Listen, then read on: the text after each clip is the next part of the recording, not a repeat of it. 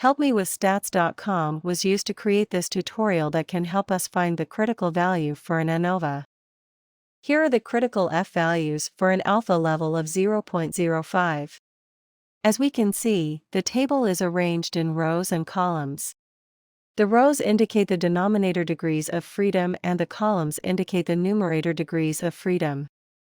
Let's work through an example using the table to look up critical F values. Consider 3 groups with 2 scores in each group. The degrees of freedom between groups is the number of groups, k, minus 1, which works out to 2. The degrees of freedom within groups is the sum of the degrees of freedom from all 3 groups, which works out to 3. The numerator of the F ratio is the between group mean square variance, so the DFB, 2, is the numerator degrees of freedom. The denominator of the F ratio is the within group mean square variance, so the DFW, 3, is the denominator degrees of freedom.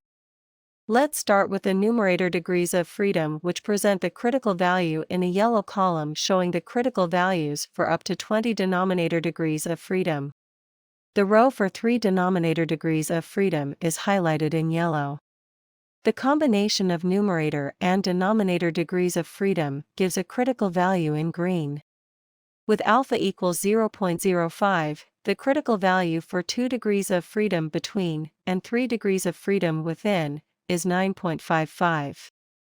The table also shows the critical values for other numerator degrees of freedom. With 4 groups in a single-factor independent measures ANOVA, there would be 3 degrees of freedom between groups. 4 minus 1 is equal to 3. If we had 12 degrees of freedom within groups, then the critical value would be 3.49. This is a separate table for experiments using an alpha level of 0.01. With DFB equals 3 and DFW equals 10, the critical value is 6.55.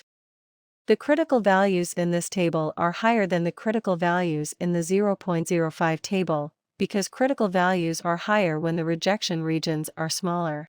For more help with statistics, helpmewithstats.com is a free website that has more than 70 tutorials, as videos, or as self-paced slideshows. You can also learn how to conduct more than 60 statistical analyses by watching videos that show complete solutions, or by working through an unlimited number of examples using the step-by-step problem solvers. Finally, you can access a comprehensive stats textbook with more than 685 review questions. Thanks for watching. If you find these resources valuable, please share with your friends, teachers, and professors.